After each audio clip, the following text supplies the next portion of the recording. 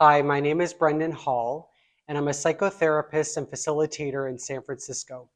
And today I want to speak with you about some core ideas that support us in group process work.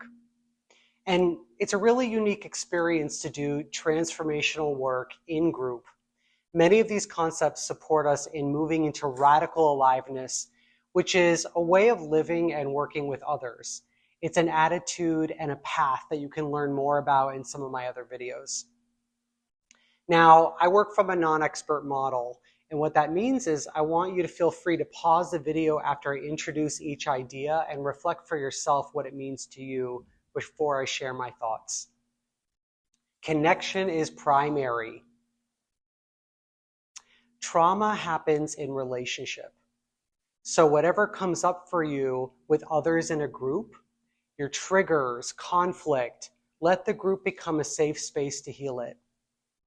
Group equals an observation lab, a playground, a body, mind, emotion dojo.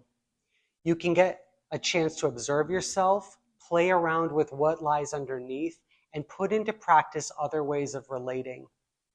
And this gives a lot of opportunity to create new frameworks, new ways of operating in your life.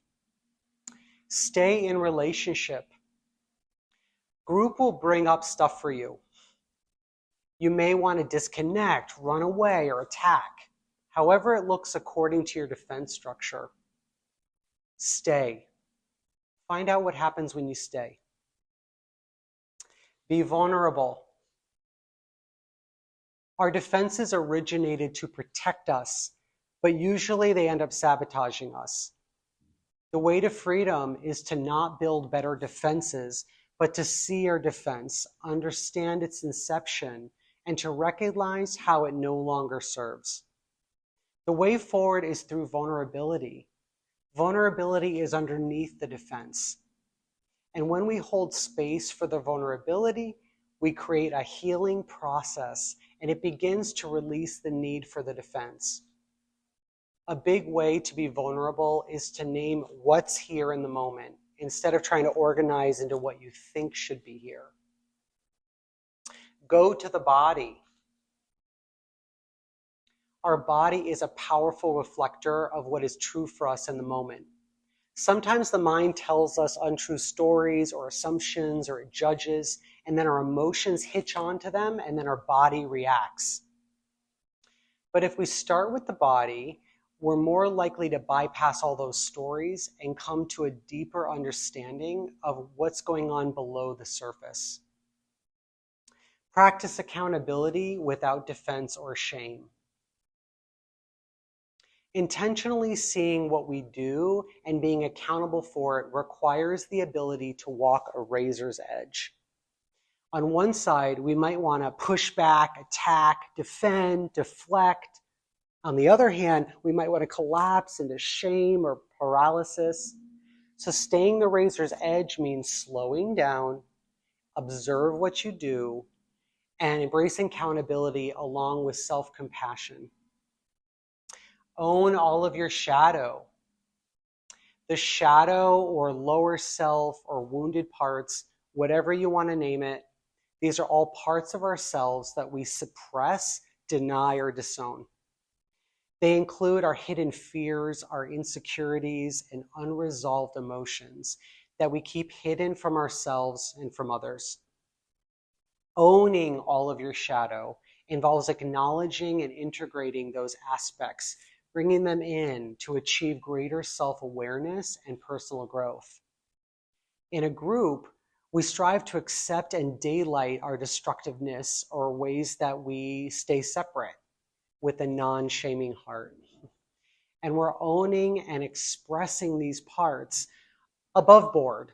It allows us to have all of our life energy. It's part of our life energy. Embrace intensity. Group work is intense. We're going to be learning to tolerate discomfort, conflict, the unknown, to lose control, sometimes witness messiness. There will be strong emotions, loud noises at times, and intense process activity. Learning to allow intensity teaches our systems that we're not going to perish if we feel all of our feelings or we witness others' deep feelings. We can learn to stay present, grounded, and clear on our boundaries. Hold space for complexity and multiple intelligences. What does it take to do this?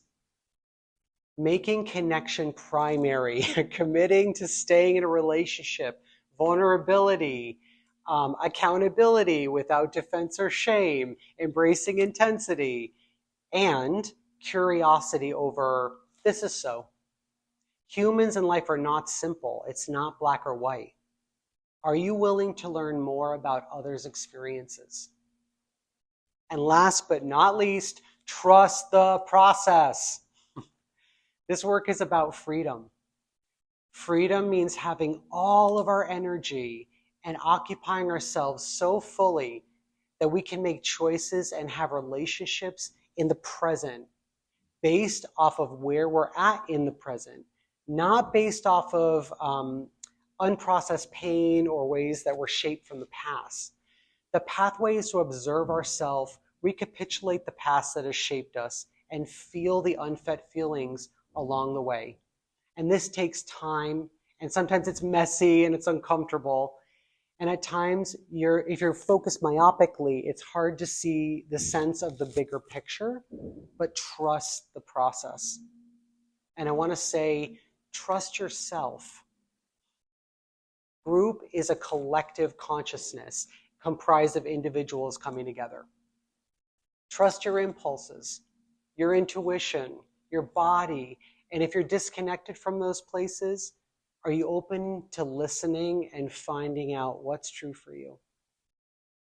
Group consciousness is healthy when individual consciousness is healthy, not lost and not idealized. So let's figure it out together. Thanks for listening.